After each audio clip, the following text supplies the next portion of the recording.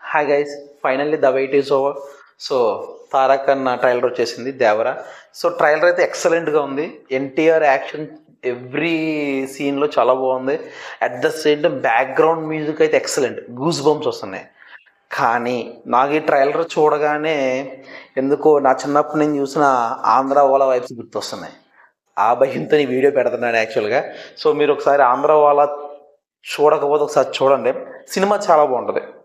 పూరి జగన్నాథ్ తీసిన మూవీ అది. మంచి చాలా ఎంటర్టైన్మెంట్గా ఉంటుంది. బట్ సినిమా ఫ్లాప్ అయింది, సో అందరికీ తెలిసిన విషయం. బట్ ఇందులో కూడా సేమ్ తండ్రి కొడుకుల్లానే ఉన్నారు. ఒకవేళ అలా కాకూడదని కోరుకుంటున్నా.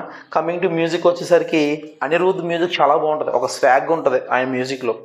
ఐ మీన్ ధనుష్ మూవీస్ చూస్తూ ఉంటాం అండ్ తలపతి మూవీస్ చూస్తూ ఉంటాం కదా, వాటిలో మ్యూజిక్ చాలా బాగా ఇస్తాడు అనిరుద్ధ్. ఒక స్వాగ్ తలపతి డ్యాన్స్ ఎలాగైతే ఒక స్వాగ్ ఉంటుందో అనిరుద్ధ్ మ్యూజిక్లో కూడా ఒక స్వాగ్ ఉంటుంది. సో సేమ్ ఆ స్వాగ్ కొంచెం తగ్గిందని చెప్పాలి. అట్ ద సేమ్ టైం మనకు కొరటాల శివ గురించి తెలిసిందే.